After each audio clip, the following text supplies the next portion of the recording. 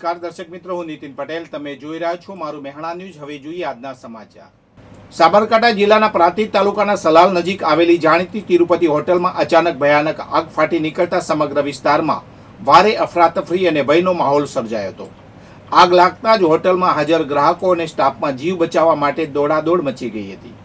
ઘટનાની જાણ થતાં જ હિંમતનગર ફાયર બ્રિગેડની ટીમ અને પ્રાંતિજ પોલીસનો કાફલો તાત્કાલિક ઘટના સ્થળે દોડી ગયો હતો.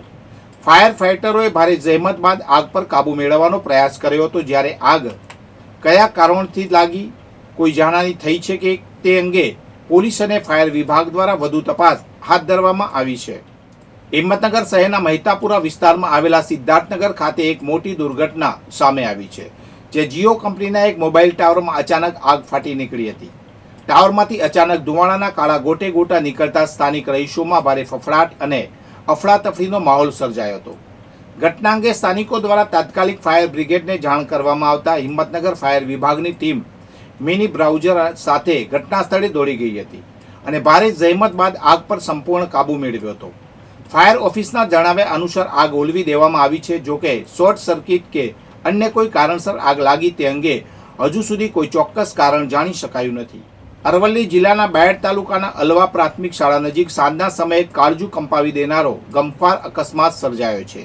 અહીં પૂરપાટ ઝડપે આવી રહેલા આઈસર ટ્રક અને બાઇક વચ્ચે સર્જાયેલી જોરદાર ટક્કરમાં એક 40 વર્ષીય મહિલાનું ઘટના સ્થળે જ કમકમાટી ભર્યું મોત નીપજ્યું છે, જ્યારે અન્ય 2 વ્યક્તિઓ ગંભીર રીતે ઘાયલ થઈ છે.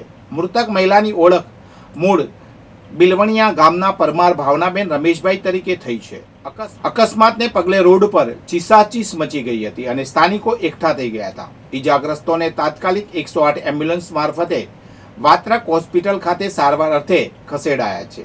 ઘટનાની જાણ થતાં જ બાયડ પોલીસનો કાફલો સ્થળ પર દોડી ગયો હતો અને મૃતદેહને પીએમ અર્થે ખસેડી હાઈવે પર જામ થયેલા ટ્રાફિકને હળવો કરી કાયદેસરની કાર્યવાહી હાથ ધરી હતી.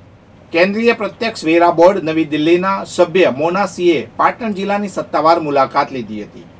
આ પ્રવાસ દરમિયાન તેમણે પાટણના સમૃદ્ધ ઐતિહાસિક અને સાંસ્કૃતિક વારસાને નજીકથી નિહાળ્યો હતો. તેમણે યુનેસ્કોની વર્લ્ડ હેરિટેજ સાઇટમાં સ્થાન પામેલી જગપ્રસિદ્ધ રાણીની વાવની મુલાકાત લઈને તેની અદ્વિતીય શિલ્પકળા અને અપ્રિતમ કોતરણીની પ્રશંસા કરી હતી. સાંજના સમયે તેમણે વાવના પરિસરમાં આયોજિત વિશેષ લાઇટ એન્ડ સાઉન્ડ શો નિહાળીને પાટણના ગૌરવશાળી ઇતિહાસની ઝાંખી માણી હતી. આ મુલાકાત દરમિયાન સ્થાનિક અધિકારીઓ પણ તેમની સાથે હાજર રહ્યા હતા.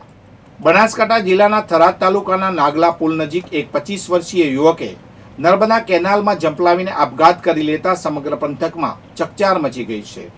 કેનાલ કિનારેથી યુવકની બાઇક, મોબાઈલ અને ચંપલ મળી આવતા સ્થાનિકોએ આ અંગે થરાદ ફાયર બ્રિગેડને જાણ કરી હતી.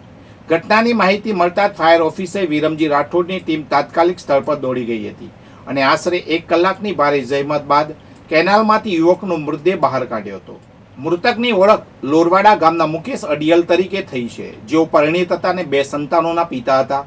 આ અણધાર્યા પગલાથી લોરવાડા ગામ અને મૃતકના પરિવારમાં ઘેરા શોકની લાગણી વ્યાપી ગઈ છે. બનાસકાંઠા જિલ્લા કલેક્ટર મિહિર પટેલની અધ્યક્ષતામાં પાલનપુર ખાતે જિલ્લા જળ અને સ્વચ્છતા એકમની એક મહત્વની સમીક્ષા બેઠક યોજાઈ હતી. આ બેઠકમાં ગ્રામ્ય પાણી પુરવઠા યોજનાઓ અને સ્વચ્છ ભારત મિશન અંતર્ગત જિલ્લામાં થઈ રહેલી કામગીરીની ઝીણવટભરી સમીક્ષા કરવામાં આવી હતી. કલેક્ટરે ઉનાળાની ઋતુને ધ્યાનમાં રાખીને ગ્રામીણ વિસ્તારમાં પીવાના પાણીની સુલભતા અને ગુણવત્તા જાળવી રાખવાને સર્વોચ્ચ પ્રાથમિકતા ગણાવી હતી.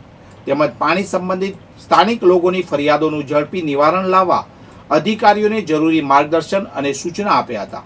બેઠકમાં વોસમણા યુનિટ મેનેજર અને જિલ્લા પાણી પુરવઠા અધિકારી સહિતના ઉચ્ચ સભ્યો ઉપસ્થિત રહ્યા હતા.